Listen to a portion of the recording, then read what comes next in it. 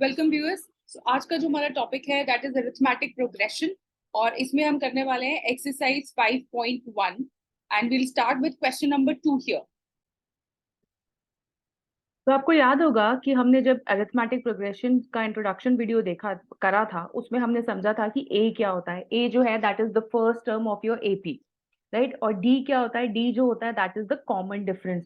सो आपके एपी में जो दो कॉन्जिक्यूटिव टर्म्स है, हर एक कॉन्जिक्यूटिव टर्म्स के बीच का जो डिफरेंस होगा वो कॉमन होता है, वो सेम होता है। सो उसको हम डी से रिप्रेजेंट करते हैं। अब let's start with the question number 2। Question number 2 says right first four terms of AP when the first term A and D are given as follows. So let's start with the first part of this question, जिसमें आपको first term आपको already given है, which is A is equal to 10, और आपको जो common difference given है वो given है 10, that is also 10. तो आपको अब AP बनाना है और AP की first four terms आपको बतानी है, राइट। अब देखिए हमारे पास A मतलब जो फर्स्ट टर्म है AP का वो हमें ऑलरेडी गिवन है, यहाँ मैं लिख रही हूँ AP का first term is 10। Now D हमें गिवन है, तो जब भी हम सेकेंड टर्म निकालते हैं, ए टू का मतलब यहाँ पे है कि हम सेकेंड टर्म की बात कर रहे हैं।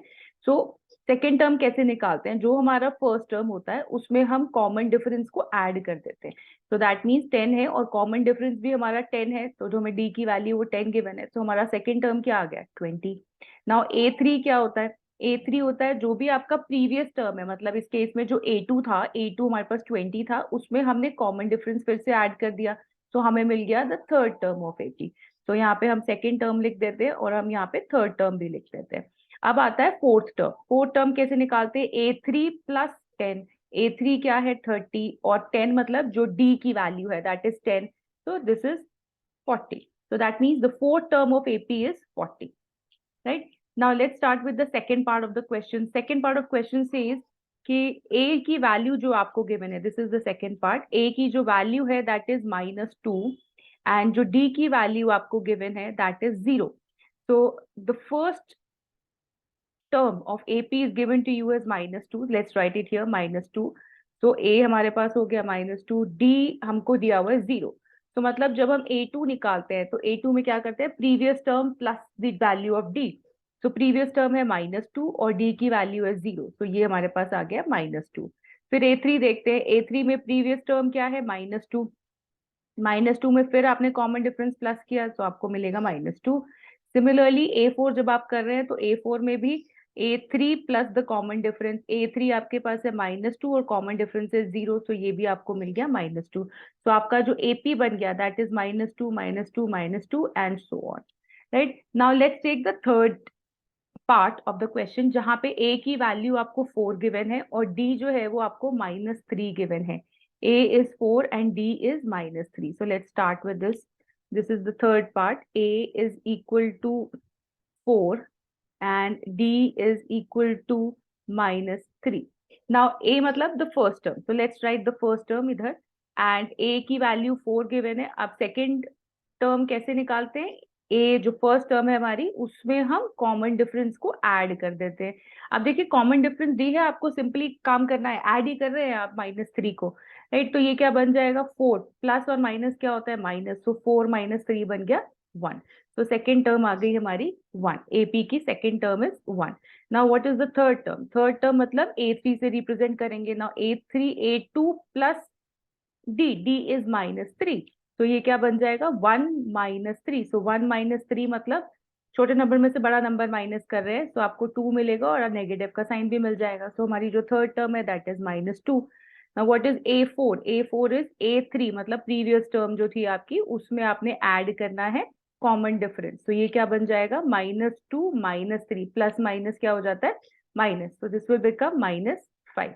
तो जो फोर्थ टर्म आ गई आपकी that is -5, right. So this was question, the third part of question number 2। अब हम आते हैं फोर्थ पार्ट पे। जो फोर्थ पार्ट है इसमें आपको a की वैल्यू गिवन है -1 और d की वैल्यू गिवन है 1/2। so let's do this one. Now a is equal to -1 and d is equal to 1/2। so अब देखिए -1 गिवन है, मतलब जो हमारा फर्स्ट टर्म है दैट इज -1, इधर लिख देते हैं -1। एंड सेकेंड टर्म निकालने के लिए हमें फर्स्ट टर्म में प्लस करना पड़ेगा डी की वैल्यू। सो -1 में आपको प्लस करना है 1/2।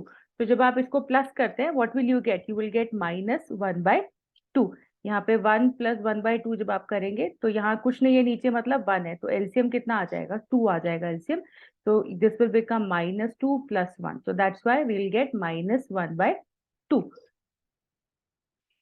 ठीक है, अब हम देखते हैं थर्ड टर्म। थर्ड टर्म मतलब A3 देखते हैं। सो A3 इज, प्रीवियस टर्म हमारी थी -1/2, इसमें हमने प्लस कर दिया डी मतलब 1/2 हमारी वैल्यू है, और ये आ गया आपके पास 0।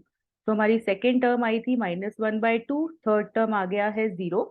अब हम फोर्थ टर्म को भी चेक कर लेते हैं। फोर्थ टर्म हमारे पास है 0, थर्ड टर्म प्लस डी, तो थर्ड टर्म हमारे पास है 0 प्लस डी की वैल्यू है 1/2, सो आंसर विल बी 1/2। सो जो हमारा फोर्थ टर्म आ गया एपी का, that is 1/2। So this is the AP, -1, -1/2, 0, 1/2 and so on. Now let's move to the fifth part of the question. Fifth part is, ये आपका fifth part है, a is equal to -1/2 and d is equal to -0.25। So दोनों जो a और d की values हैं वो आपकी नेगेटिव वैल्यूज हैं। ठीक है, सो उस केस में क्या करना है, जब आप एडिशन करते हैं तो उस केस में आपको माइनस साइन का ध्यान रखना है। नाउ a की वैल्यू आपके पास है -1/25 और जो d की वैल्यू है that is -0.25। Now let's start with a. Now a is -1.25। अब हम a2 की वैल्यू निकाल रहे हैं, तो a2 की वैल्यू इज, इसमें आप d को प्लस कर दीजिए, तो d क्या है हमारे पास, -0.25। नाउ आप देखिए minus and plus will become minus, तो आप क्या सॉल्व करेंगे, -1.25 minus of 0.25, now this will become 1.5, लेकिन साइन किसका आएगा, बड़े वाले नंबर का, सो -1.50 भी लिख सकते हो उसको। तो जो सेकेंड टर्म आ गई हमारी वो आ गई -1.50, so this is the second term। now let's calculate the third term of this। now third term would be, जो प्रीवियस टर्म है, प्रीवियस टर्म हमारी क्या थी 1.50, इसमें हमने ऐड कर देना है डी को, विच इज -0.25, तो क्या मिल जाएगा, -1.50, और यहाँ again minus and plus will become minus, तो आपके पास आ जाएगा -0.25। You will get, when you will add them you will get 1.75, और साइन क्या आएगा, माइनस का साइन आ जाएगा आपके पास। So this is the third term. Now let's calculate the fourth term of AP. Now fourth term of AP मतलब हो गया कि A4 हम कैलकुलेट कर रहे हैं। प्रीवियस आंसर हमारा क्या था, previous term was -1.75 plus D आपके पास है -0.25। When you will add them, because यहाँ पे आपके पास बन जाएगा -1.75 -0.25, नाउ दिस विल बिकम -2। तो जो हमारा लास्ट फोर्थ टर्म आ गया हमारे पास एपी का, दैट इज 2, राइट। सो हमारे पास जो चार टर्म आ गई एपी की वो कौन सी है, -1.25, -1.50, -1.75 एंड 2।